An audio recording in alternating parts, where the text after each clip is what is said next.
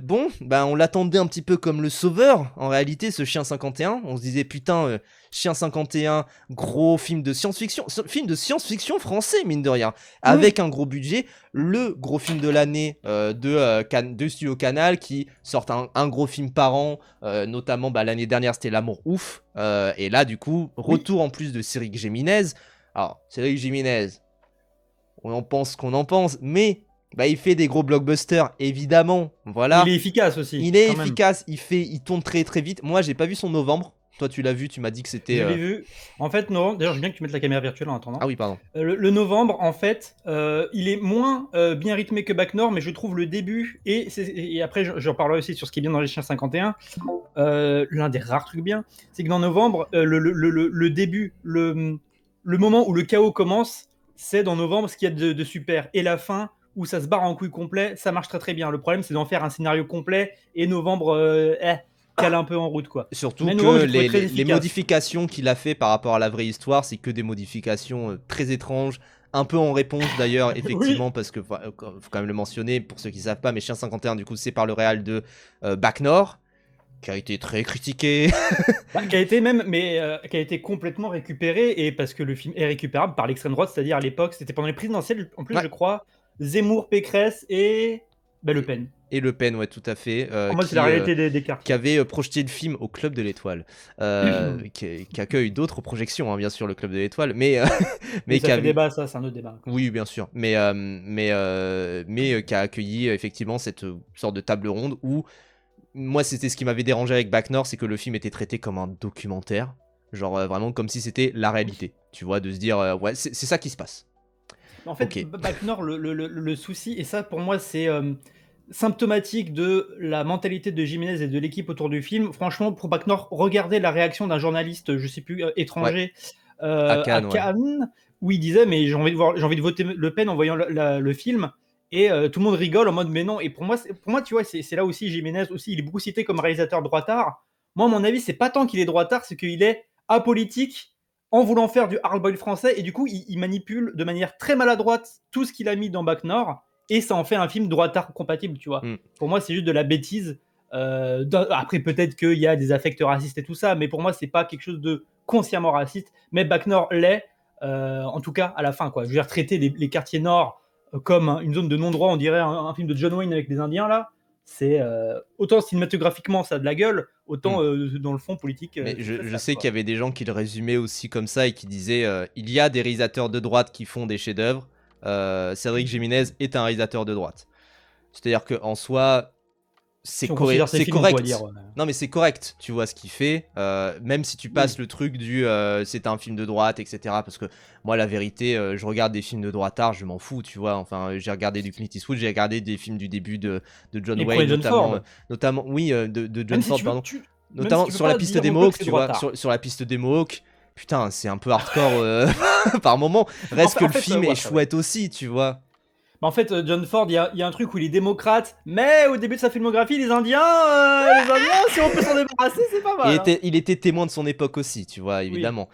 Clint, il a fait des films oui, de oui, oui. gauche, et évidemment, enfin voilà, parce que c'est souvent ce qui est cité, hein, c'est Clint Eastwood, John Ford, des trucs du genre, parce que mine de rien, réel de droite, alors évidemment, Griffith, tout ça, voilà, mais qui est surtout un réel qui est étudié, Pas que de droite Griffith, hein. voilà, pas que droite, mais de droite Mais très extrême.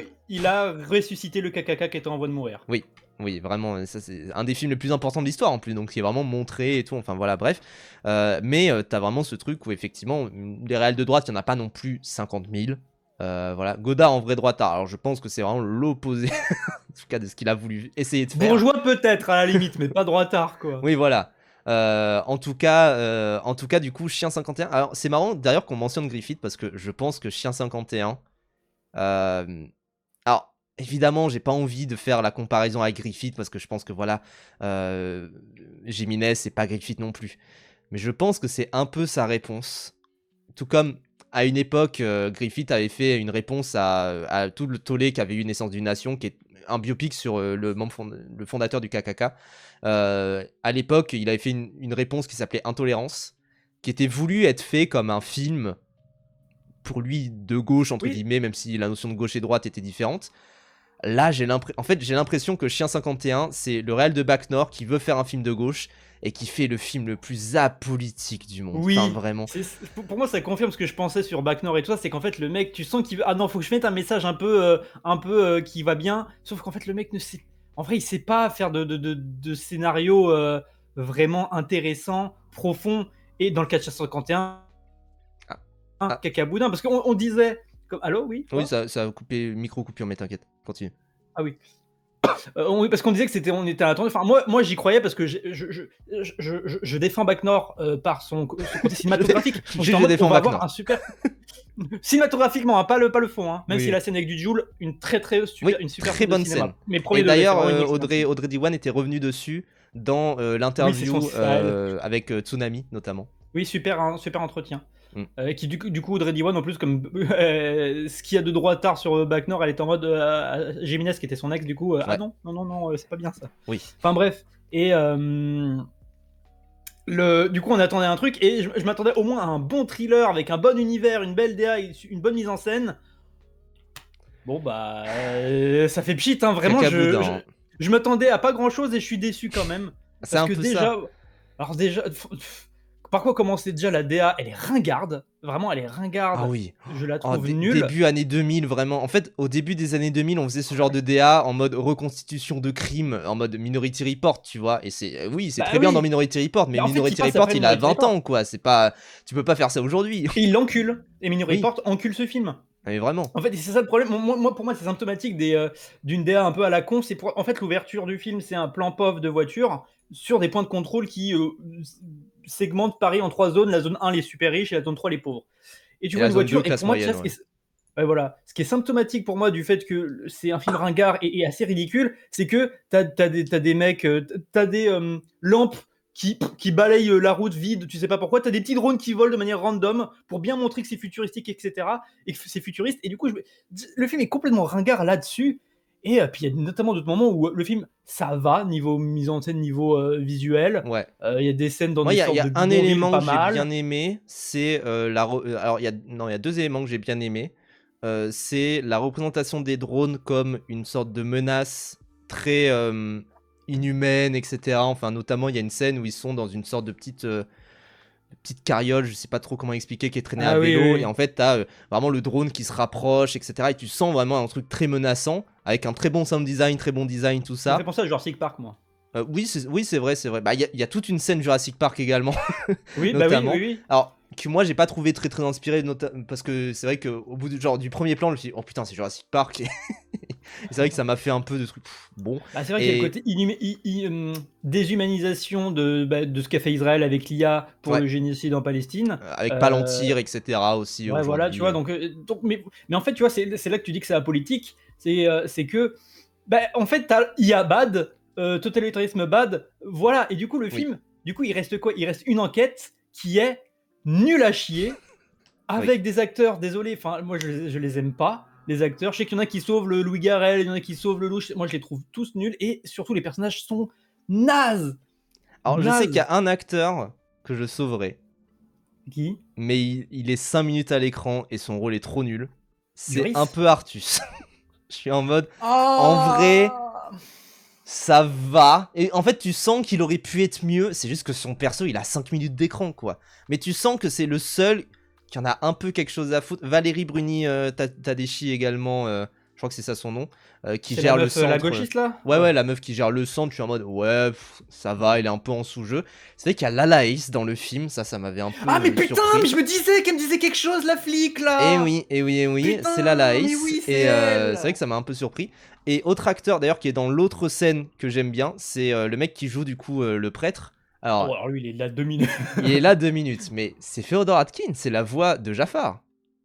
Ah, je savais pas quoi il Et ressemblait. Bon, c'est la ouais, seule, il est c'est une classe, des il est seules classe. scènes où je suis en mode, en vrai, c'est un peu sympa. Bon, en même temps, En il joue vrai, un prêtre qui fait une prêche et tout avec la voix de Féodor Akin, tu m'étonnes quoi. bah Il y a oui, bah Renoir oui. dans le film. Bah oui, oui, c'est vrai, c'est Renoir, c'est Renoir de Clair Obscur. Mais et puis voilà. Puis d'ailleurs, il y a pour parler du côté moche et un peu nul du film, il y a des moments que j'aime bien. Enfin moi, enfin j'allais dire vous savez, mais en tout cas ceux qui étaient là avant, moi je kiffe les caméras à épaules, le côté Paul Greengrass et ce genre de trucs. Il y a des moments comme ça au début sympa, Mais sinon, le film, je le trouve moi vraiment plat en vrai. À part les moments où ça Mm. s'active. Et moi, je trouve, c'est là qui est vraiment bien novembre, c'est le début du film où tu sens qu'il y a un début de catastrophe qui va s'opérer, mais c'est encore indicible. Tu sens qu'il y a quelque chose qui grouille, et je trouve qu'il le gère vraiment bien, ça. Mais c'est les 20 premières minutes, et après, ça patine. Et moi, je tiens à dire que il y a une des pires scènes que j'ai vues au cinéma cette année. Je sais pas si tu penses pareil, Paf, mais la scène de karaoké, c'est une catastrophe. En fait, là où c'est une catastrophe, c'est que je vois l'idée derrière la scène. C'est qu'ils veulent faire une virgule, tu vois, ils veulent faire une virgule en mode respiration. On doit s'épauler. Alors pareil, c'est quand même un truc L'alchimie aussi. marche Moi, pas. ça m'avait fumé. Oui, l'alchimie entre les deux. Pour moi, en fait, tu sais, je voyais l'affiche, je voyais le trailer, je me suis dit, bah, va y avoir une sorte de relation un peu Ellie Joel, père et fille, tout ça. Ou à la En mode limite, buddy movie, tu vois. voilà, qui s'épaule, etc. Ou je sais pas, même Zootopie, tu vois, j'aurais accepté pour que ça soit un peu une C'est relation buddy comme ça. movie que je 51. Hein. Oui, voilà, c'est ça, c'est déjà. Mais je vois ce genre de relation-là, je me dis, oui, c'est le vieux bourru qui va apprendre la vie à la meuf qui vient des beaux quartiers et qui est très procédurière. Bon, j'ai vu 50 000 fois ce genre de truc-là, avec des corps qui changent, des gens qui changent, même Judge Dredd, c'est un peu ça, enfin voilà, pourquoi pas. Je vois ça, je me dis, vas-y. Et le truc, c'est que, en fait, progressivement, mais même, non, c'est ça le problème, c'est même pas progressivement. C'est qu'à un moment, t'es en mode, ah, en fait, ils se kiffent, ils sont en couple. Oui, c'est une histoire d'amour. Oui, en fait, c'est une histoire d'amour, et quand est-ce que ça opère? C'est du coup juste après, je crois, la scène du karaoké où ils sont en mode, ah, on a fait un test. Non, c'est un peu, je crois, peut-être un poil après quand même, où ils sont en mode, on a fait un test de compatibilité et d'après l'IA, on n'est pas compatible, mais bah les couilles de l'IA, on s'embrasse quand même. Tu vois, t'es en mode, Oui, parce que oh, l'IA, putain. parce que l'IA régit en fait la vie de tout le monde. T'as une sorte de Oui, pareil ça c'est appuyé au forceps, une sorte de jeu pour aller dans les meilleures zones, etc. T'es vraiment en oui. mode en fait tout est poussif et ridicule pour un discours politique simpliste, et ça en fait quelque chose qui est juste naze, avec une mise en scène qui est même pas habitée et une DA qui est ringarde. C'est Oui, ridicule mais quoi. alors moi, enfin, tu Et parles de Carnage ce aussi. jeu-là, mais moi je l'ai vu avec un ami qui a lu le bouquin de base, parce que Chien 51 c'est une Ouais. adaptation d'un gros bouquin de SF, tout ça, et en fait, alors on est sorti de la salle, on a trouvé ça très mauvais, et, et forcément il m'a dit par contre, je n'ai aucune idée de, enfin, pourquoi ils ont adapté, enfin, ce qu'on s'est dit c'est pourquoi ils ont adapté ce bouquin tant tout est différent.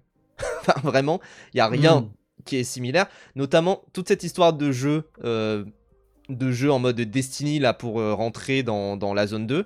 En fait, à la base, c'est pas du tout un télécrochet qui mettrait en scène un talent présumé, etc. En mode divertissement, société du spectacle, tout ça, ce qui est un peu gaze. En fait, à la base, c'est une sorte d'abonnement que les gens payent et t'as une chance sur 1 million de peut-être potentiellement aller en zone 2, tu vois. Ouais, c'est Et Charlie la chocolaterie. voilà, et c'est un autre discours, tu vois, c'est autre chose quand même. Et notamment, on a également parlé de la fin, on va spoiler, mais la fin, en fait, moi, pendant le film, je me suis dit, alors, aux 5 premières minutes, je me suis dit, ok, c'est Romain Duris le méchant. Tu vois, genre, je me suis dit, Oui, oui, c'est évident. c'est C'est Romain Duris le évident. méchant, tu vois. Et après, le film progressait, et je me disais, ah, quand même, peut-être il y a un élément surprenant, mais je pense que c'est Romain Duris le méchant. En tout cas, ça serait vraiment nul si c'était l'IA la méchante. Non mais Le film se waouh! termine, l'IA c'est la méchante. Et dans le Non bouquin mais de base, c'est Romain Duris le méchant. Enfin, un hein, peu différent, mais c'est un peu plus Romain Duris le méchant. mais en fait, ce qui est ridicule, c'est que c'est une enquête, et on connaît les scénarios policiers en mode un peu complotiste. T'as le méchant présumé qui en fait se fait capturer au bout de 30 minutes du film, et puis t'as un ministère, t'as un mec qui est censé gérer l'IA de la police qui apparaît 5 minutes, qui est joué par une star. Bon, tu vas pas mettre tu vas vite comprendre que ok, bon, c'est lui qui est derrière tout ça, et en fait ah ben non, en fait plot twist sur plot twist, Oui. c'est autre chose. Et d'ailleurs, en parlant de Romain Duris et de son personnage et tout ça, moi, il y a aussi un truc qui fait que là, je vais faire un peu mon JDG, mais c'est pas vraisemblable. Enfin, je veux dire, Oui. du coup, pour spoiler, on va spoiler jusqu'à la fin. Romain Duris, à la fin, tu sais pas pourquoi il a dit Lelouch. Tu sais pas pourquoi, genre il est Oui. sympa en fait, c'est en mode sacrificiel, et cetera. Le mec il passe de retaillot fasciste, cyberpunk à «Oh, je vais t'aider, ça me fait de la peine» et puis voilà. Et à la Donc base, c'est un truc où il y a pas d'ailleurs toute cette histoire de révolte et de révolution sur la fin dans le bouquin de base. oui, C'est en fait Gilles Lelouch qui le garde pour lui et puis qui va, je crois, se suicider. Genre vraiment un truc du super. genre. Donc c'est extrêmement nihiliste. Et là, en fait, je sens qu'il y a un truc, parce que moi j'en ai déjà parlé ici, mais j'ai l'impression qu'il y a une sorte d'air de révolution là actuellement au cinéma, entre Eddington, une bataille après l'autre, même La mort n'existe pas, des films du genre qui essayent d'en parler un petit peu, parfois un peu Mmh. maladroitement, mais qui essayent d'en parler. Et là, je me dis, bah, c'est dans cette lignée-là. Mais putain, comment il filme la révolution. En fait, encore une fois, c'est pour ça que je dis que c'est un film de gauche, c'est que je sens qu'il essaye de se dire, ouais, je fais mon film de gauche avec celui-là, comme ça, les gauchistes vont en avoir rien à foutre de ce que j'ai à dire. Mais en fait, comment il filme la révolution, comment il filme les rapports de classe et la lutte des classes, entre guillemets, avec cette histoire de zone 1, zone 2, zone 3, mais c'est juste nul, quoi, C'est vraiment. ringard. Pour moi, c'est le terme, c'est ringard. Oui, c'est ça, c'est parce que même, tu vois, enfin, il y a une scène et je me suis dit, en fait, je me suis un peu réveillé parce que j'étais pas assoupi, mais tu sais, mon Le film cerveau est un était peu chiant, assoupi, hein. quoi. Et parce que c'est vrai que le film est chiant, hein, globalement. Il y a un moment, j'ai regardé ma montre et je me suis dit, oh putain, ça fait déjà 1 heure, ça va. Moi, j'étais en mode: «Oh, il reste 30 minutes, oh». Ouais, ouais. Et il y a un moment où je me suis un peu réveillé, c'est quand, en fait, on te vend la zone 1, mais on n'y va jamais. Et on y va sur la fin. Et je me suis dit, ok, putain, là, peut-être qu'il va y avoir un truc un peu déroutant en termes de direction artistique, etc. Parce que pour le moment, enfin, il y avait cette séquence du Love Day qui était anecdotique et qui était vraiment. Puis même, si on peut faire le gauchiste, on peut me dire que Love Day, c'est même un peu réac parce que ça dénonce un peu le côté décadent, et cetera, Ah de cette oui. société et c'est quoi? Bah, c'est avec une esthétique queer et des meufs à poil. Les woke aux cheveux Donc bon, bleus, hein, vraiment. oui, en vrai, c'est ça, hein, c'est vraiment ça, hein. Vraiment, Donc hein. bon, même là, on pourrait dire que finalement, ça se prend les pieds sur le tapis, mais Oui. bon. Mais donc, t'as toute une séquence où ils doivent aller dans la zone 1, la zone des super riches, et la zone vraiment des ministres, etc. Et je me suis dit, allez, peut-être ça va se réveiller. Tu sais, ça m'a fait penser même un peu, de loin, à du Dishonored. Tu vois, en mode les séquences d'infiltration dans J'y ai Dishonored, où tu pensé dois aussi, ouais. essayer d'y aller, tout ça. Et je me suis dit, peut-être ça va un peu se réveiller en termes de fulgurance, de DA, tout ça. Bah non, c'est Paris. c'est vraiment, c'est Oui, les rues de c'est Paris. autour du Sacré-Cœur, non, en plus, même, non? Je sais Oui, je plus. crois que c'est ça, à peu près. Enfin, c'est. C'est un truc comme ça. C'est Osef, quoi. Ah, d'ailleurs, géographiquement, c'est un peu bizarre parce qu'au début, tu vois la Notre-Dame de la Garde, donc qui est près de Marseille et tout, et tu vois des rues qui ressemblent à Marseille, parce que ça a été filmé du coup en partie à Marseille.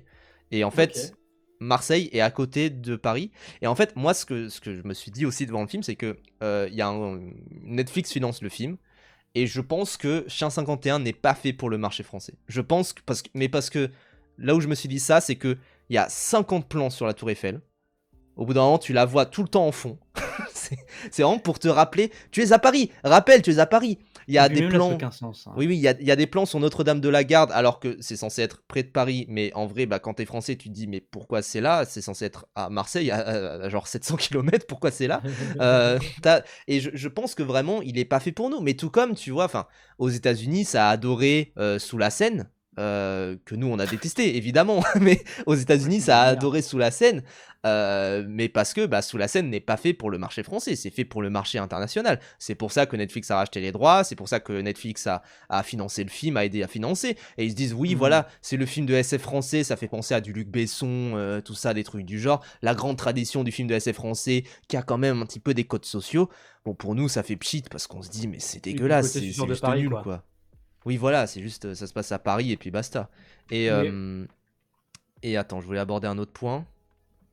Euh, non, il y a aussi toute cette histoire aussi. Enfin, il y avait un plan là que j'avais vu, mais pareil pour le côté très ringard. Alors, il y a deux trucs que je trouve. Alors, déjà, ce plan, c'est vraiment. Vous voyez le plan dans les Mmh. manuels d'histoire géo où vous avez les favelas du Brésil juste Ah à oui, côté oui, des oui. grands immeubles. Moi, j'avoue, j'ai vu ce plan-là, je me suis dit, oh putain.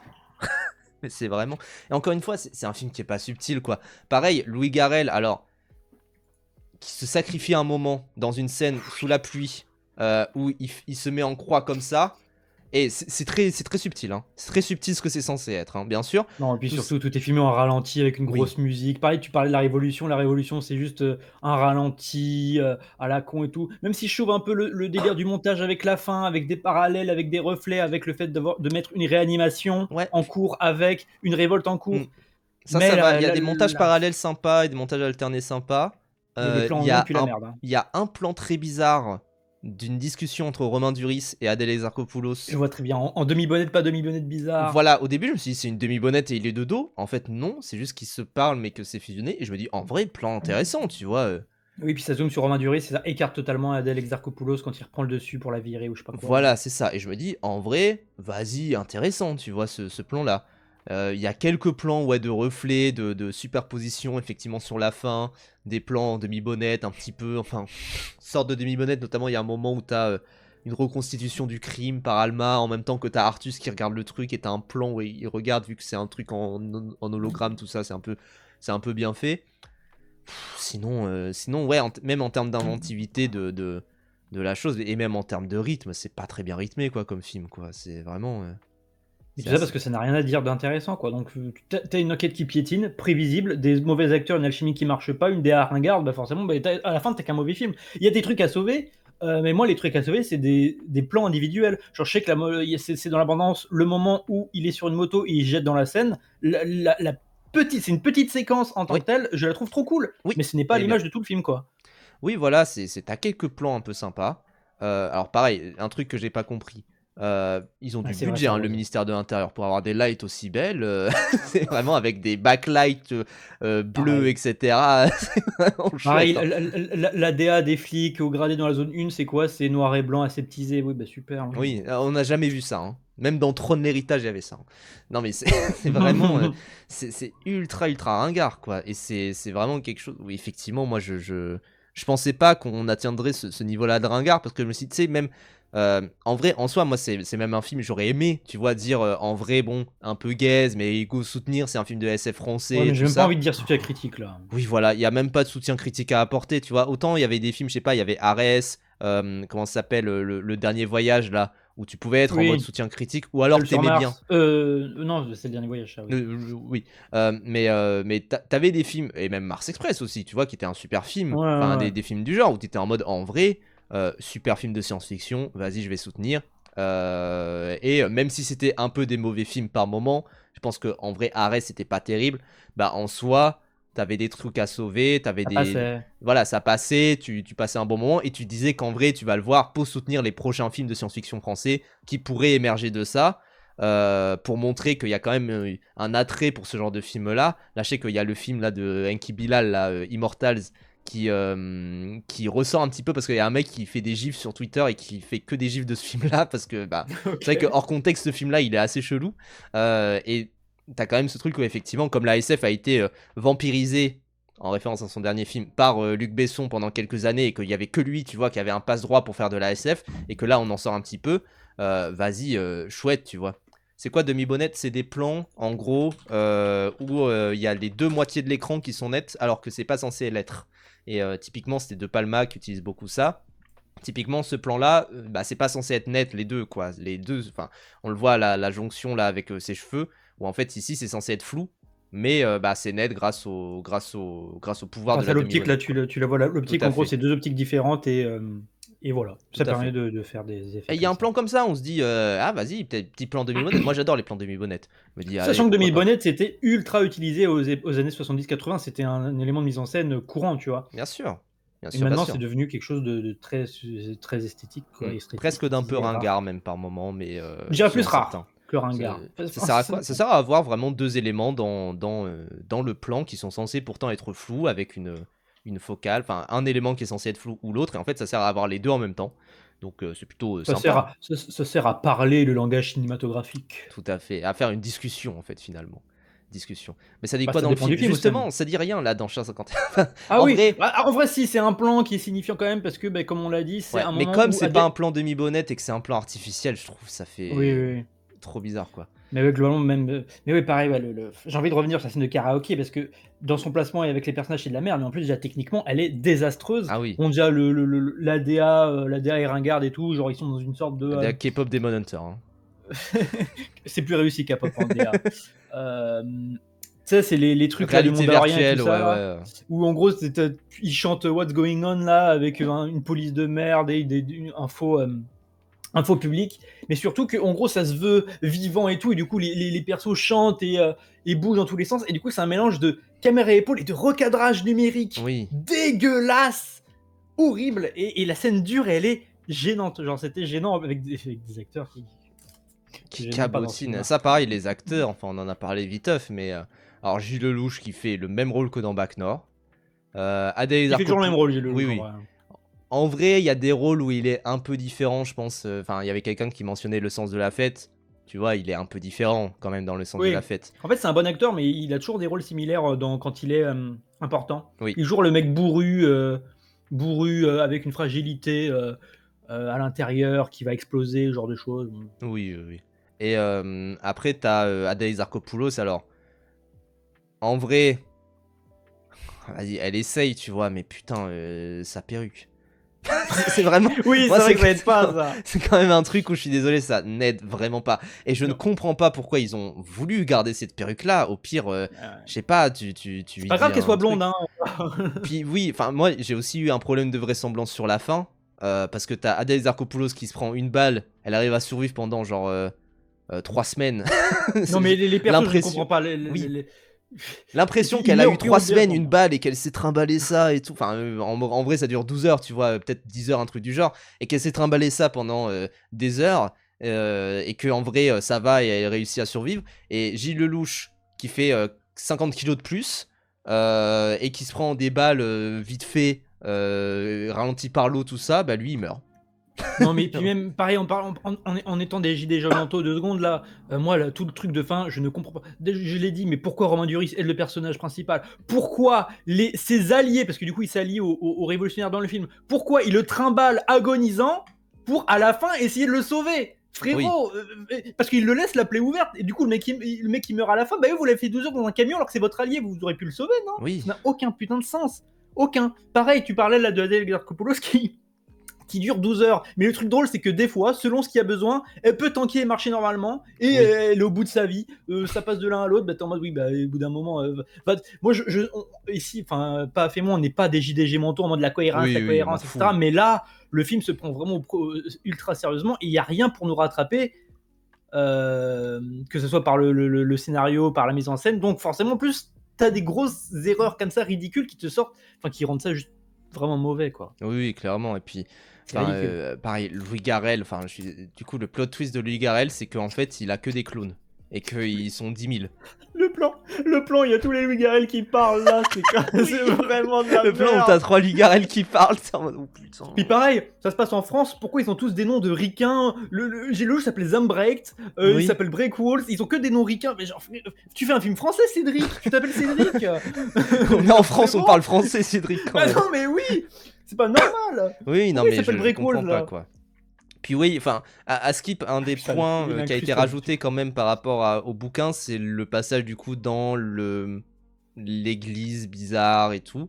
En vrai, ça va. Ce moment-là, j'étais en mode en vrai, c'est sympa. C'est un peu anecdotique, mais c'est sympa. J'ai déjà vu Oui. ça 50 fois en mode un couvent, du genre. Tout ce lore-là. En fait, ce qui me fait chier aussi, c'est vraiment ce truc où, et c'est représenté par toute la fin également, c'est ce truc où t'as toute une révolution qui se passe. T'as en vrai un univers qui est pas si passionnant, mais vas-y, allez, j'ai vu ça 50 fois, vas-y, filme-le bien, et peut-être que je peux m'intéresser. Pourquoi pas. Et t'as tout ça, et tu vas te focaliser sur 2 flics qui n'ont aucune alchimie, qui en fait se kiffent finalement. Et le plan de fin, c'est la meuf qui est à la mer là. Enfin, c'est vraiment. Ouais. Mais non, parce qu'à un moment dans le film, ils disent on ira à la mer ensemble. Waouh! Ouais. C'était pas du tout prévisible qu'elle aille à la mer à la Oui, fin. vraiment, vraiment. Ah, non, mais pour moi, c'est un caca sur 20, quoi. C'est vraiment. Franchement, il n'y a rien de pire qu'un mauvais film qui fait que de citer des meilleurs films que lui. Pareil, moi, quand tu vois la première fois Gilles Lelouch, c'est Ghost in the Shell. Oui. Frérot, tu n'es Ah pas oui, Ghost in the clairement. Shell. Et d'ailleurs, Gilles Lelouch, pareil, en parlant de vraisemblance, qui est censé être un peu en mode fonctionnaire de policier dans la zone 2, le mec a une vue de baiser sur la tour La zone Eiffel, je sais pas 3. où est-ce qu'il a. La zone Il habite 3, en ouais. zone 3 Oui, carrément? oui, il habite en zone 3 et justement, Oui, bon, il fait le la zone passage 3. vers la zone 2. Et pareil, à Skip, dans le bouquin, tous les passages vers la zone 2, c'est des trucs stressants parce qu'il y a quand même Mais vraiment tu vois, contrôle aux frontières et tout. Tu vois, Pardon. c'est le truc parce que la géographie du film, elle est dégueulasse. Moi, j'ai même pas capté qu'il était en zone 3 parce que c'était ça va, enfin je veux Bah dire. oui, tu te dis en vrai c'est plutôt correct, c'est là où C'est une il est rue quoi. animée, je veux dire, dans les stations de métro, autour des stations de métro, c'est aussi animé, quoi. Oui vraiment, Genre, enfin bon, il y a des vendeurs à la sauvette, oui, bah super. tu comprends pas ce truc-là, d'à quel point, enfin, tu comprends pas la géographie Regarde, ça, des c'est son 3 plans. appartement, hein. Oui, c'est plutôt correct. Ça, D'ailleurs, ça, c'est censé être la zone 3 est censée être un lieu horrible, hein. Le mec a un les appart pauvres, qui hein. vaut, Les pauvres, qui vaut 3000 par ils mois. vivent là, Oui. avec d'ailleurs la pub Lacoste. Genre, ça faut Oh, quand même ouais, en incroyable. parler, mais la pub Lacoste en plein milieu du film. T'es en mode, parce que le film est financé par Lacoste, mais il y a beaucoup de films en ce moment français qui sont financés par, je crois que c'était Emilia Pérez qui était financé par Jean-Paul Gaultier. J'avais vu Ah un oui, autre oui. film financé par Chanel, des trucs du genre, je sais plus exactement. Et je me dis, bah en vrai, pourquoi pas, on a effectivement des grands créateurs de marques, et en vrai, généralement, c'est juste qu'ils fournissent des habits et qu'ils fournissent de la thune, tu vois. Pourquoi pas. Et puis qu'ils se vantent en mode on a payé ça. Là, il y a une pub Lacoste en plein milieu du film. Enfin, dites-vous, la pub Lacoste, c'est que vraiment, là, les 3 bâtiments, il y a un gros logo Lacoste, quoi. Alors, qui a été enlevé d'ailleurs dans la bande-annonce. Une dinguerie de cacher ça. Mais vraiment, c'est juste ça, quoi. Et, euh, et non, mais c'est surtout que moi, du coup, c'est vrai que je vois Chien 51, je vois également tous les films français là qui sont sortis récemment. Et je me dis, putain, mais les Oscars, ça va être. Enfin, les Césars, ça va être un peu maigre. Hein. L'année dernière, on avait quand même des fortes propositions, genre 20 Dieux, l'histoire de Suleiman, Miséricorde, même Emilia Pérez, où tu te disais, il y avait quand même un petit peu match. Là, en termes de cinéma français, alors j'ai eu des coups de cœur personnellement, j'ai adoré beaucoup de Ça va être films. les petits films, hein. Mais ouais, alors, non, en vrai, j'ai eu la bande-annonce avant le film, ça va être l'étranger. Je pense que ça va être l'étranger Ah ouais, qui va l'emporter. Ou ouais. alors un simple accident, c'est possible aussi. Vu que c'est une coprode française et tout. Après, est-ce que ça sera au César? Oui, ça peut être des coprods. Bah, en soi, Emilia Pérez a été au César. Après, je sais pas. Mais en tout cas, et c'est le représentant de la France, hein, d'ailleurs, pour. Ouais, à voir, on verra. Donc à voir. Nouvelle Vague aussi, quand même, qui a eu son petit prix, qui a eu son petit bonhomme de chemin dans la tête des gens, hein, de toute manière, Nouvelle Vague aussi. Mais globalement, année plutôt maigre en termes de cinéma français, Bon, décevante.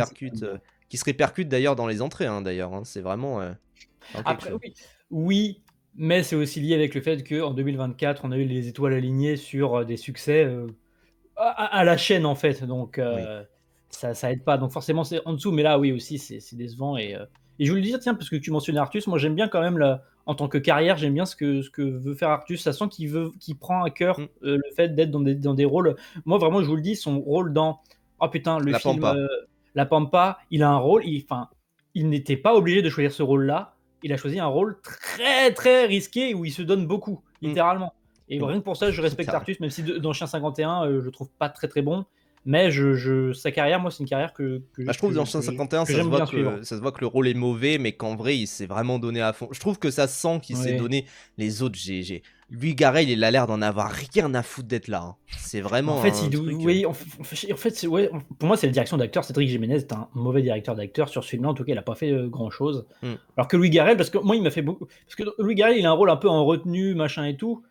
Mais Louis Garrel, il peut être bon même en capotinant. Enfin, genre, je sais que c'est un des trucs que je sauve vraiment beaucoup des Trois Mousquetaires, c'est Louis Hmm. Garrel, où il joue Bah, un truc un il peu est en retenue, parfait. mais vraiment maladroit, bizarre. Mais là, dans celui-là, il est nul, mais nul. Ouais, non, mais. Destin. Oui, vraiment, quand il est en mode destin comme ça. Mais c'est surtout que là, je me dis, on a. Enfin, toutes les cartouches même du cinéma Jérémy français Ferrachez. toutes les cartouches du cinéma français ont même un peu été grillées. Je sais que là, ça essaye de vendre une sorte de Barbenheimer entre Chien 51 et deux pianos de Pléchamp. Mais bon, qui fait ça? J'ai vu ça en mode halluciné qui essayait de vendre ça, je sais pas. Enfin Oh, ils sont bref. vraiment en dèche, hein.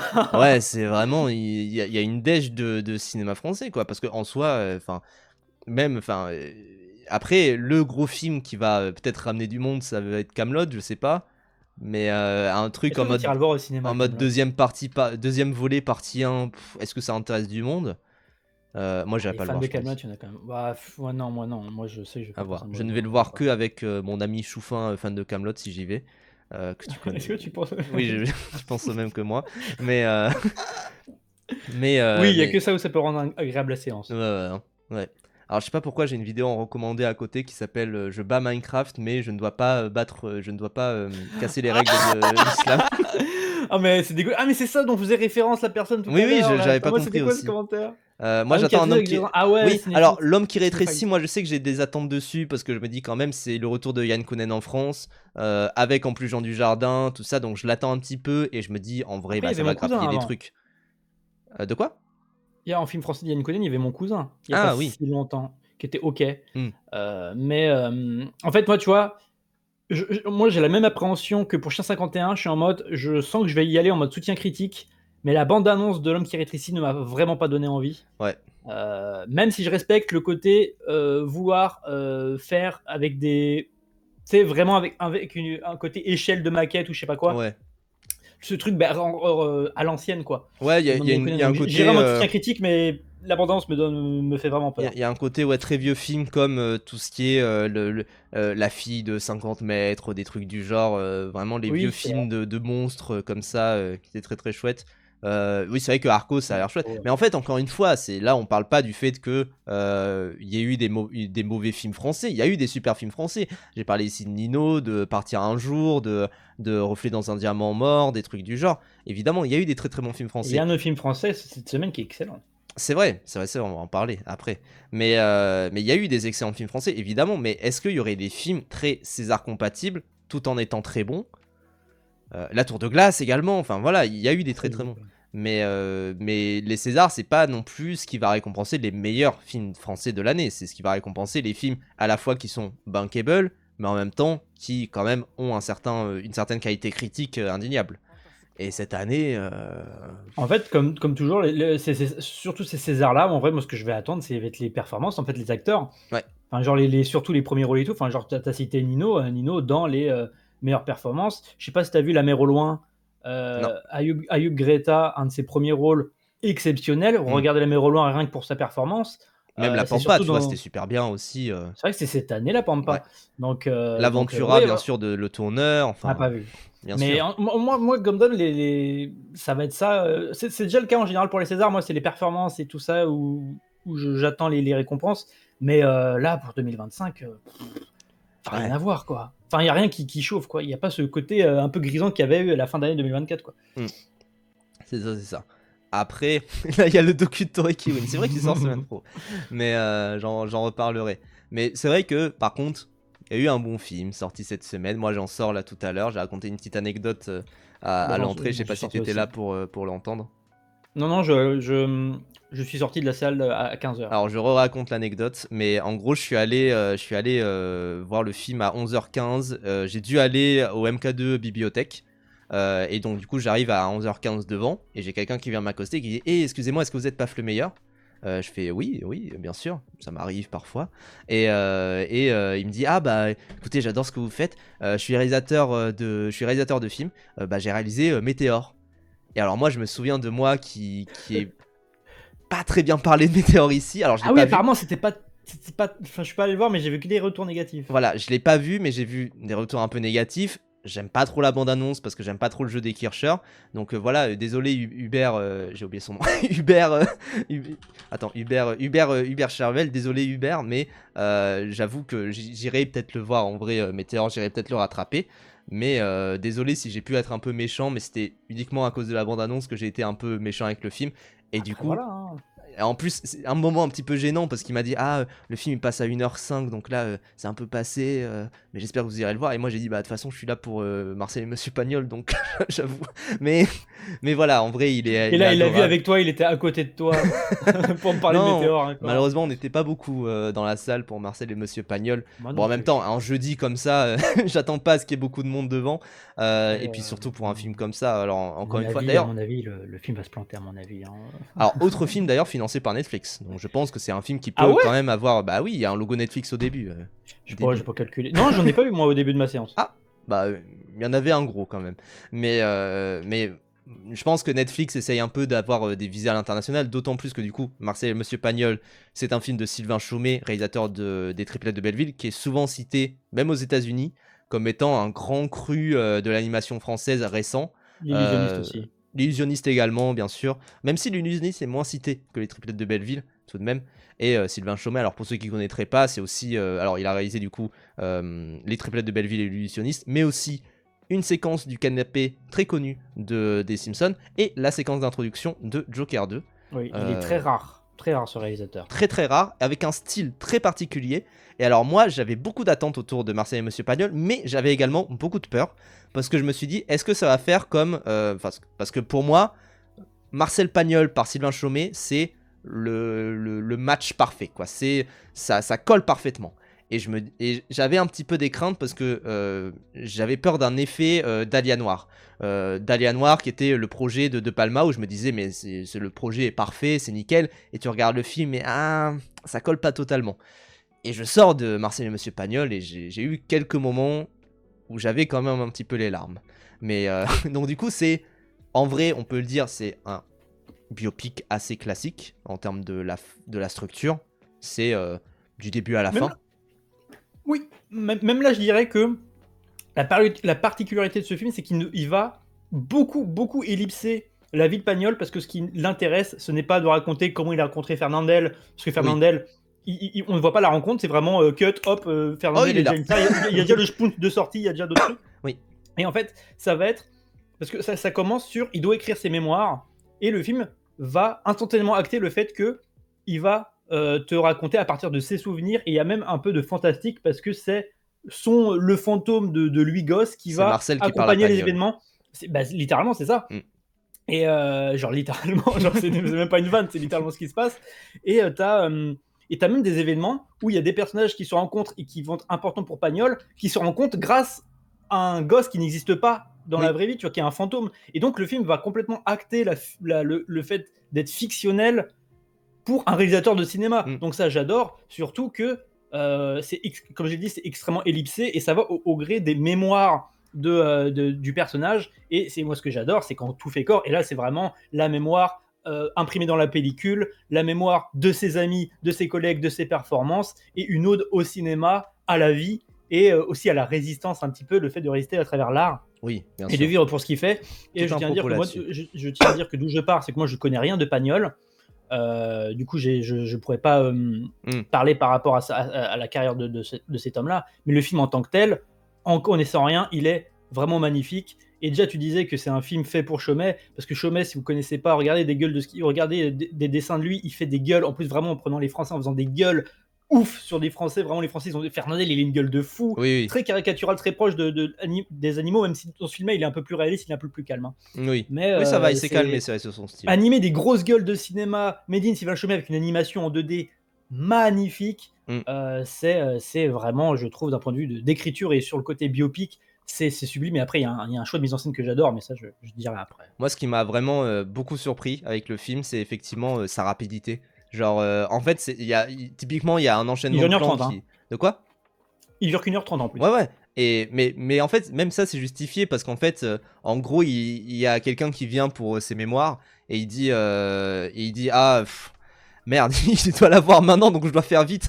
Un truc du genre, il dit en gros, j'ai que 3 heures pour le faire. Et vraiment un truc comme ça. Et en fait, typiquement, il y a un enchaînement de plans, c'est juste vraiment en mode la femme de Pagnol qui accouche de son premier enfant, et juste après, lui qui va à l'enterrement d'un de ses meilleurs amis. Et en fait, c'est juste cet enchaînement-là, très très rapide, qui peut faire penser d'ailleurs effectivement au film sur le petit Nicolas. Aussi. Ça y fait pas mal penser, notamment d'ailleurs même dans le rapport à la résistance et le rapport à la guerre aussi, mais qui a des approches très différentes, hein, très très différentes. Il y a la mémoire à travers l'art, en vrai, c'est des films qui se ressemblent. Hein. Et la mémoire même à travers ses personnages, parce que même Marcel est une sorte de personnification de lui-même enfant, enfin des trucs du genre. Lui-même qui promet à sa mère d'écrire, enfin c'est vraiment le lui poète quoi. Tout à fait, ouais, c'est une autre de ses facettes, c'est là en soi que c'est vraiment un film effectivement très très très personnel et qui explore toutes les facettes de Pagnol, parce qu'effectivement Pagnol, ça a été un inventeur, ça a été un grand homme de théâtre, mais également un grand homme de cinéma. Et notamment, il y a toute une scène qui, pour moi, je pense, c'est ma scène préférée. C'est la scène où tu as Pagnol qui découvre le cinéma. Alors, au départ, il est contre le cinéma parce qu'il dit l'intérêt des Pagnol, c'est comment ça parle et de comment c'est écrit et de comment c'est interprété. Pagnol, tu lui présentes un truc qui a pas de son, il y va pas. Et effectivement, il découvre le cinéma parlant et il se dit banco, j'y vais. Et en fait, il explore du coup toutes ses idées avec tout ça. Et comment c'est montré à l'écran. J'avoue que c'était incroyable. Enfin, vraiment, il est en mode je pourrais m'affranchir des décors. Enfin, notamment, il y a un plan qui est tout bête où il dit je pourrais avoir ma caméra au-dessus de mes personnages. Et en fait, juste la caméra est au-dessus pour le montrer, tout simplement. Ça vient à quel moment? Ça vient à un moment où on passe à travers, du coup, c'est quand ça amorce la carrière de réalisateur, Mm. et le film commence de manière classique, mise en scène classique, et quand on passe sur le côté dramaturge de Pagnol, la mise en scène devient une pièce de théâtre filmée, enfin une pièce de théâtre Oui. animée. Tu n'as que des plans en mode scène, plans séquence, des plans comme ça là, Mm. où au bout d'un moment, à un moment je disais, et c'est ça c'est génial, je me disais, bon le film, voilà, ces genres de plans là particulièrement, Mm. je me disais, bon le film, comment, enfin, fait de la mise en scène, mais en Oui, fait, oui, parce qu'il commence à se sentir à l'étroit dans dans le le théâtre. théâtre. Il en a marre.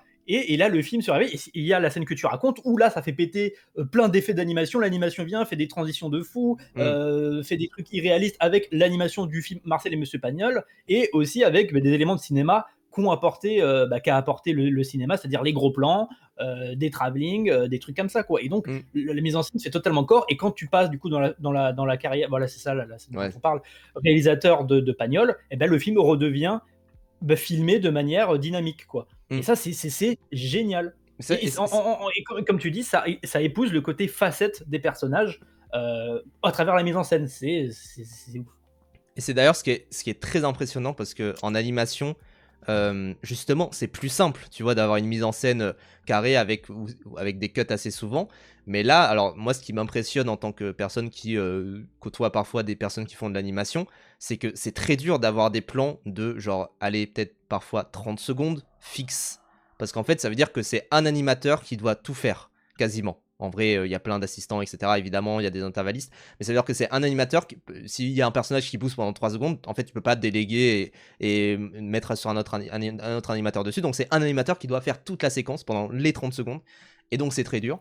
Et c'est là où c'est très, très impressionnant. C'est que, en fait, le film, même si il est très rapide et même si il va faire beaucoup de choses, bah, il prend énormément son temps. Et je trouve que là-dessus, il est assez fort, quoi. Vraiment, dans sa gestion du rythme, je le trouve très, très bon. Et un autre élément alors, dont je pense qu'on peut parler. Alors, je savais que c'était Laurent Lafitte avant. Et Mmh. sur les 5 premières minutes, je me suis dit, ah oui, c'est vrai, c'est Laurent Lafitte. Et après, je l'ai oublié tout On le long. l'entend pas, hein. C'est assez. Enfin, j'avais beaucoup de problèmes, tu vois. Enfin, je voyais la bande-annonce et je me disais, putain. Ah, un peu dommage, tu vois. Parce qu'en plus, Sylvain Chomet, il est pas habitué au Star Talent. Enfin, bah, les triples de Belleville, c'est muet, donc. Enfin, quasiment tout du long. Donc, L'illusionniste aussi. C'est oui, pour ça qu'aussi c'est un film qui clash avec ce qu'il a toujours fait. c'est vrai, mais en Et même temps, bah Pagnol, t'es obligé de parler, il est bah obligé oui. de parler. Et la gestion du rythme d'ailleurs des paroles est absolument parfait. Enfin vraiment là-dessus. Et surtout, ouais, même l'interprétation. Moi, vous savez, je suis marseillais, je suis très très critique des faux accents marseillais, des mecs qui essayent de faire l'accent marseillais mais qui en vrai sont très mauvais. Nickel, hein, vraiment, enfin, il n'y a rien à dire Laurent à Lafitte est un propos. super acteur, hein. Bah, Lafitte, déjà, il est incroyable. En tant que comédien de doublage, parce que parfois la frontière, tu vois, entre bon acteur et comédien de doublage, enfin là, du coup, comédien créateur de voix, ça peut être très complexe. Mais il gère ça, mais comme un chef, vraiment. Enfin, c'est très fort. Et il se fait oublier. Et en même temps, enfin, je sais pas du coup qui a dirigé la génération, Le doublage. la création de voix. Mais parce que c'est pas du doublage, c'est la création de voix. Oui, oui. Mais je trouve qu'en fait, tout le casting est cohérent. Il n'y a pas une voix au-dessus de l'autre en termes de jeu, etc. Je crois qu'il y avait une voix vite fait où je me suis dit, un peu mal casté celle-là, mais c'est une voix anecdotique qui a genre 3 répliques. Je crois dans la soirée la première soirée parisienne où il va, un truc du genre. Et Oui. bah, la gestion des accents est absolument nickel. La gestion des Surtout. voix, on n'est pas typiquement, la personne qui joue Fernandel n'imite pas Fernandel non plus, tu vois. Mais en même temps, on le reconnaît bien. Et en Pas de plus, pour souci, quoi. défendre le rôle de Laurent Lafitte, c'est qu'il y a un moment, et c'est important pour le personnage de Pagnol, c'est qu'il perd son accent. Il Ouais, devient un Parisien. Et du coup, jouer Laurent Lafitte, le joue sans accent, quoi. avec Donc sa voix ça a du naturelle, sens, quoi. tu vois. Après, je sais pas, si le reste du casting des gens marseillais sont vraiment marseillais, j'espère que oui. Mais en tout cas, Je pense, j'espère. Et et je tiens à dire aussi que moi, j'ai eu du mal avec enfin, sauf si tu veux finir ta. vas-y, Enfin, vas-y. je disais que en parlant du rythme et du rôle de parole, moi j'ai eu du mal à me. Au début, j'étais en mode ah en fait le rythme du film te prend au fur et à mesure. Moi j'ai eu du mal j'étais en mode ah le jeu d'acteur, je suis pas fan, ah le rythme et tout. Hmm. Et en fait, c'est un film qui coule parce qu'en fait tu suis les mémoires d'un vieux monsieur et il a un côté très posé, très où ça coule quoi. Ça coule dans le flot des souvenirs. Et ça, je trouve ça vraiment beau. Moi, c'est vers le début du film, ça m'a chopé de ouf. C'est quand juste il pense à sa mère, et du coup, voilà, il est petit et tout. Et puis t'as un plan sur Pagnol vieux qui sourit, Oui. Et t'as plusieurs plans comme ça où ça repasse sur lui. Et du coup, c'est un film de Sylvain Chomet qui a genre quel âge, qui a genre 70 ans, qui a pas fait en soi, qui a pas fait grand chose en termes de quantité d'œuvres, comparé à Pagnol Si qui a lui vieux. a fait une chier de. Je crois qu'il a 70 balais, non? Putain, je sais même pas en vrai. Il a Ou alors je me 61 trompe. ans. 61 ans. Bah, En l'âge de vrai, ça Pagnol va. dans Ouais. le film, tiens. Ouais, oui, c'est Et, vrai, putain. et donc, il y a ce côté introspectif qui, avec le flow de langage marseillais, avec le jeu d'acteur qui est quand même très déclamé, Mm. très écrit, c'est pas du tout du naturalisme, ça crée un sentiment où, en fait, dans ce film, t'es bien. T'es bien dans ce Ouais. film et c'est beau et ça aide du coup à s'engager dans les parcours de personnages quand on parle d'immortaliser leur travail et la mémoire, quoi. C'est Mais super. ce qui est fou, c'est que c'est vraiment un film effectivement assez feel good, mais enfin, tu le mentionnes là parce que tu mentionnes l'âge de Chaumet, mais que tu pensais plus vieux. Mais moi, effectivement, je me suis dit, putain, on dirait que c'est son dernier film. Tu Oui, on vois, dirait un genre, film testamentaire. voilà, on dirait un film testament. Alors que bon, j'espère que Sylvain Chaumet continuera à faire des films, bien sûr, Ah non, mais son on dernier dirait film, vraiment. c'était quand l'illusionniste? C'était en 2011? Ouais, ouais, c'est ça. Et après, il a fait Alita Marcel, qui, moi, je savais même pas qu'il avait fait ça. Mais C'est un film, ça? bah, écoute, Alita Marcel de 2013. Mais sinon, ouais, l'illusionniste, c'est 2010, quoi. Et après, entre-temps, bah, il y a eu vite fait le truc Joker. Et que dalle, quoi. Et moi, Oui. j'ai vraiment effectivement l'impression de voir un film testament et de me dire, bah, c'est le grand thème de Chaumet, de Chaumet qui est la retranscription des émotions et vraiment, enfin, comment dire, l'émotion qui vient à des moments où on ne s'y attend pas non plus. Et notamment, je pense à la scène la scène du testament de Rému, qui a été un de ses Ouais, grands acteurs. C'est ah failli lâcher bah, une larme, c'est hein. là, pareil, pareil. Ce C'est- moment-là, c'est absolument magnifique. Et Parce que en gros, en plus, je comprends pas, tu vois, je comprends pas parce que c'est un discours ultra basique sur le cinéma, tu oui, vois, mais c'est. mais vu que c'est bien mis en scène Ah dans oui, un scénario qui est bien écrit, bah, ça te touche, quoi. Il y oui, a pas bah besoin oui. que ça soit, il y a pas besoin que ça soit, inédit, quoi. C'est juste que quand c'est, Rému, alors que tu vois beaucoup il est très important Rému dans ce film-là, plus que Fernandel, Oui, c'est, c'est un de ses premiers eh bah, ça acteurs. ça touche, quoi. Et en plus, il y a pareil, le parti pris du film, c'est à chaque fois que quelqu'un meurt, il va devenir un fantôme et tu vas le voir tout au long du film en même temps que d'autres. Du coup, c'est-à-dire qu'il meurt, pas vraiment parce que c'est, Pagnol qui, se souvient de lui et quand à Mm. la fin spoil, à la fin du film, il meurt, Pagnol meurt à la fin, et ben qui c'est qu'on se souvient? Qui c'est qui se souvient de Pagnol? Beh, c'est nous. C'est le Bah oui, spectateur, c'est le film et ça marche, c'est classique, hein, mais ça marche super bien. C'est évidemment, super beau, c'est évidemment. magnifique, magnifique. Et je trouve que Quand c'est ouais, filmé en POV et tout. oui, non, mais tout cet aspect d'immortaliser ce qui se passe, d'immortaliser tout ce qu'il y a à l'écran, enfin, c'est vraiment sur le côté immortel du cinéma, je trouve que c'est un des plus beaux films là-dessus. Quelle belle invention, mine de rien, que cette petite lampe de cinéma, enfin, c'est assez fou. Et je trouve que, ouais, enfin, on est vraiment Il dans y a une. le GP quand même, calme-toi. Ah oui, pardon. Il y a quand même LinkedIn ou Interpol. Il y a été une super invention. Non, et puis même, enfin, tout ce truc, parce que ça parlait du côté occupation, tout ça, mais même tout le passage sur l'occupation, moi je m'attendais à un truc vraiment assez, un peu pathos, mais même ça Non, montre ça un va. truit très, bah finalement, la vie a continué, juste ils ont cassé les couilles les Allemands, quoi. Un truc comme ça, quoi. Et Oui, puis même le film, à un moment, qui te dit: «Oui, Pagnol n'a pas été un résistant, au sens, la grosse résistance en mode, oui. j'ai oublié, comment il s'appelle le réalisateur du Samouraï là, en mode Melville», Melville, tu ouais, tout vois? à fait. Il n'a pas fait partie de la résistance. Il y a même un moment dans le film, ils disent: «Bon, vous faites les leçons de morale, qui c'est qui a sauvé des juifs pendant la guerre? Levez la main». Oui, Personne lève la main. Allez, hop, on passe à mais autre chose. voilà. Et juste après, Genre, ils inventent le CNC. oui, C'est quand même le banger, hein. C'est- oui, avec un moment un peu boomer anti-américain, très marrant d'ailleurs, Je prends. Je prends Oui, personnellement. oui, mais en vrai, c'est pas faux. C'est Oui, pas oui, faux. oui, oui, oui. Et alors, je sais que sur la fin, je savais qu'il y avait le générique chanté par SCH. Et alors, c'est vrai que Ah, je ça, suis pas resté au ça générique. colle pas trop. La chanson écrite par SCH, elle est magnifique. Je l'ai écoutée après sur le retour, je l'ai mis en intro de live. Mais la chanson par SCH est magnifique, je trouve. En plus, moi, personnellement, elle me touche parce que ça raconte l'histoire, enfin, globalement, ça raconte l'histoire de Pagnol, d'un petit jeune qui vient de Marseille et qui monte sur la Qui vient de capitale, tu vois. Bagne. Oui, en plus, c'est vrai. Et moi, j'ai vécu en Aubagne pendant un petit temps. Donc c'est sûr que ça me touche, moi, personnellement, particulièrement. Maintenant, la chanson, en fait, c'est un morceau de SCH assez classique en termes de forme. Quand tu t'es tapé de l'orchestre assez, finalement, assez classique pour un film du genre, Bon, ça fait un peu rejet de greffe, mais la chanson est magnifique et je soutiens le fait que SCH ait fait ça, d'autant plus que Pagnol est né en dessous du Garlaban, enfin près d'Aubagne, donc il connaît très très bien. D'ailleurs, je trouve ça très beau, enfin le respect qu'il y a eu autour de Marseille et autour du Garlaban, qui est cette grande montagne qu'on voit en fond de certains plans de l'enfance de Pagnol, magnifique à ce niveau-là. Enfin, je suis très content hein, personnellement. Non, non, c'est un Et excellent, encore très, une très fois, beau tu vois, film. on parlait de Chien 51 avant. Comment dire, la mystifie, Mysticisme. le mystique, l'aspect mythique, on va dire, de Paris dans Pagnol et dans Chien 51, ça n'a rien à voir, quoi. C'est-à-dire que vraiment, dans Chien 51, c'est Emily in Paris. C'est un truc de, tu vois, la Tour Eiffel sur 50 Ah oui. plans.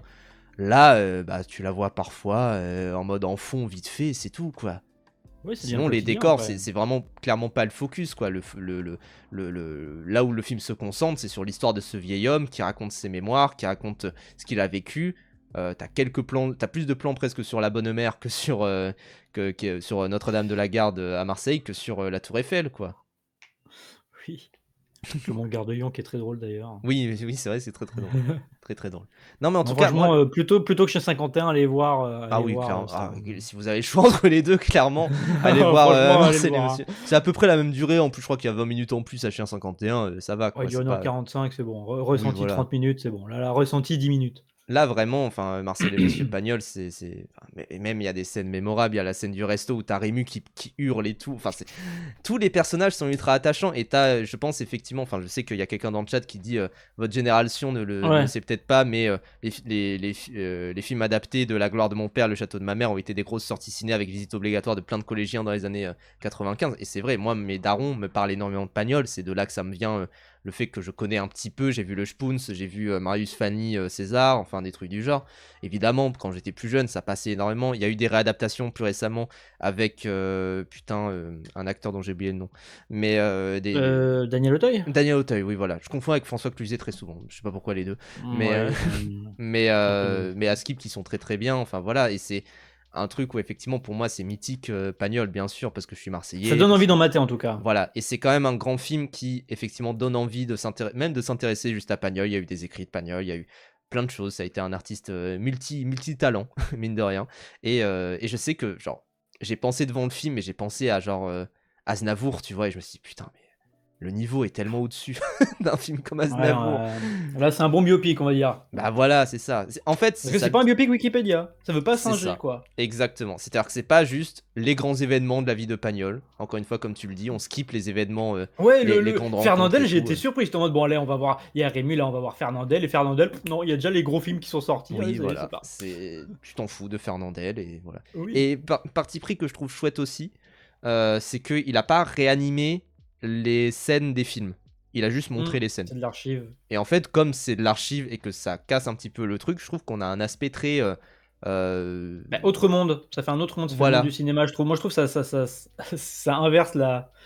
Oui. ça inverse la vraie réalité, tu vois. C'est cool. C'est ça, c'est ça. Non, mais clairement, c'est un très chouette biopic qui est assez tendre avec son personnage principal, mais en même temps qui est juste aussi. Donc Ouais. Je connais pas assez Pagnol pour savoir si c'est faux cul ou non. Donc, voilà, je moi serais pas aussi, étonné que ça pareil. soit un peu trop suceur. Oui, Mais même si c'est pas. Genre, il est pas. Tu sens que Chomet kiffe Pagnol, mais il est pas en mode oh Pagnol, ce génie incompris. Et là, il a écrit cette phrase-là. Tu sais, c'est souvent dans les biopics musicaux, surtout, tu as le moment où oh, attention, Timothée Chalamet va jouer cette oui, oui. musique-là, qui va matrixer tout le monde. Et là, non, c'est son métier. Le coup de Il génie, écrit, oui. voilà. Oui, là, juste, Là, il c'est son écrit, il métier. continue. Il y a un aspect très industriel, même quand il commence à faire ses films et tout, en mode, ils font de ses propres studios, tout ça. Enfin, je sais qu'il y a aussi cet aspect où le portrait, typiquement, de ses relations avec des femmes, il est pas non plus très très tendre, notamment en vrai avec ses Oh, relations. encore, c'est pas non plus très. Enfin, c'est juste, oui, bon, ben, il se C'est pas tape plein de meufs critique, mais qui ont il est 20 ans de pas. moins à chaque fois. Voilà, c'est ça. Tu Et sens c'est que montré quand même de manière ça a été un gros baiser normale. quand même, ce Pagnol. Mais, mais que ça a pas été un type très fidèle non plus. Euh, En tout cas, voilà, allez voir Marcel et Monsieur Pagnol. Moi, je m'attendais vraiment parce que j'ai vu des retours très Ouais, mitigés, les retours étaient mitigés, mais bon. un peu mauvais, mais du coup, je m'attendais peut-être au pire. Mais franchement, en vrai, J'ai super adoré. bonne surprise. Super bonne surprise. Et en même temps, est-ce que c'est si surprenant venant de Sylvain Chomet, quoi. J'ai pas vu Enfin, l'illusionniste, mais en tout cas, Triplet de Belleville, c'est incroyable. ouais, clairement. Écoute, vu que t'as pas vu le Dracula de Radu Jude, moi je vais le traiter de mon côté. Ok. Au revoir, Brivan. Est-ce que tu veux que je revienne pour Béranger ou pas? Oh, je pense que je vais le faire de mon côté. Non, je reste. Ok. Non, non, je vais juste faire ma promo quand même. Oui, c'est vrai, ta chaîne. Rappel, j'ai une chaîne Twitch. Je stream 1 ou 2 fois par semaine quand sur mon temps libre, tu vois. Mm. Et moi, plus focus sur, du coup, pas les actus, pas machin. Enfin, si, quand il y a les films de la semaine, je regarde, évidemment, et j'en parle. Mais là, rétrospective, le vieux film, etc. Et peut-être d'autres trucs à l'avenir. Mais et on a regardé aussi, je fais ça, j'essaye de regarder des films en live, même si je supprime les VOD. Oui, évidemment. Genre, il y a 2 jours, on a regardé Dark Stars, le premier Carpenter, c'était cool. Et voilà, j'ai TikTok, machin et tout, mais tout est sur Twitch. En ce moment, c'est octobre, donc je me fais plein de films d'horreur. Là, je vais parler de la saga Scream que je suis en train de me faire, je découvre totalement. Donc voilà, et puis voilà. Regardez ma chaîne Twitch, de toute façon. De toute façon, si vous aimez bien PAF, il n'y a pas de raison que vous aimiez pas ce que je fais. C'est vrai. Donc on était un duo pendant un an. Un an, Donc, ouais, à peu près. donc voilà, donc voilà. Tout à fait. Allez voir les streams de Brivan, c'est du bon. Notamment quand il réacte à du Conversano. Voilà, des bisous, Brivan. Écoute, moi je vais juste parler. Moi je vais parler de mon côté du coup de Dracula de Radu Jude. Alors je voulais montrer le trailer en fond. Le problème c'est qu'il y a des culs et des seins dans le trailer et des bites également. Pour ceux qui l'ont vu, vous savez pourquoi. Mais du coup, alors Dracula de Radu Jude, c'est un film assez compliqué à appréhender. En fait, c'est plus ou moins 15 films en un. C'est-à-dire que c'est 15 manières de réinterpréter le mythe de Dracula avec une espèce de fil rouge qui s'entremêle au milieu. Donc c'est un petit peu complexe parce qu'il y a du coup 15 films différents en fait à l'intérieur. Alors le film dure 2h50, j'avoue qu'au bout d'un moment c'est très très lourd et c'est très dur de rentrer dedans. Mais ce que j'ai beaucoup aimé en fait dans le film, j'en parle rapidement parce que c'est dur à concevoir comme film, vraiment 2h50 avec plein d'histoires, avec de l'IA également dedans. Enfin, ça, c'est un truc qui a beaucoup tourné autour du film, c'est qu'il utilise de l'IA, et il utilise de l'IA de manière très shitpost, mais vraiment shitpost. Notamment, j'ai fait un post dessus, mais il y a des moments où en fait il te génère des scènes, mais en fait il va pleinement embrasser le fait de faire des moments presque d'horreur avec ce que génère l'IA, parce que l'IA génère des trucs absolument dégueulasses, mais vraiment vraiment dégueulasses, et je trouve qu'à ce niveau là le film il est vraiment chouette, et en vrai je trouve que en fait c'est un film qui va énormément explorer la beauté du fait de faire du cinéma, un peu comme mine de rien Marcel et Monsieur Pagnol. C'est que c'est vraiment un film où on en ressort et on se dit putain, c'est vrai que faire du cinéma il suffit de pas grand chose en fait, il suffit de pas grand chose pour faire du cinéma, il suffit d'une idée forte, et en fait toutes les idées viennent de partout, et tout le monde a refait 50 fois les mêmes idées, et en fait le mythe le mythe du fait de faire un film de faire un film et de se préparer pendant des mois et des années pour le faire, c'est un mythe qu'il faut enterrer, parce qu'il suffit vraiment d'une caméra, et au pire les effets sont un peu mauvais, tout est un petit peu brandy-ballant, tout est un petit peu moche, etc. Mais c'est pas grave, au moins t'as fait un film. C'est ça qu'essaye aussi de dire Dracula de Radu Jude, en réinterprétant justement ce mythe de Dracula, en le replaçant dans sa Roumanie, et en essayant vraiment de faire plein de trucs très étranges avec sa mise en scène, et encore une fois d'expérimenter. En fait, c'est un film d'expérimentation, c'est presque une sorte de mixtape au cinéma, j'ai l'impression, si je devais vraiment essayer de trouver des mots pour le résumer, parce que c'est très spécial, quoi. C'est très très spécial. Il passe dans pas beaucoup de salles, il passait que au MK2 Bibliothèque, d'ailleurs à la devanture du Dracula de Radu Jude, ils avaient mis la mauvaise affiche, ils avaient mis l'affiche d'un autre film Dracula sorti cette année, parce que c'est vrai que voilà, Dracula de Radu Jude, le seul film de Dracula à être sorti cette année, je pense qu'on peut le dire, hein. Il n'y a pas eu d'autres films Dracula cette année, c'est quand même un petit peu perturbant. On a eu un Nosferatu l'année dernière, mais voilà, sinon il n'y a pas eu d'autres films Dracula, il n'y a eu que celui-ci, et en vrai, mine de rien, en vrai je fais la blague par rapport à celui de Luc Besson, mais putain, enfin, pour le coup celui de Luc Besson qui refait exactement le même que celui de Coppola, Là, il y a une scène où il demande à une IA de faire exactement le même que celui de Coppola.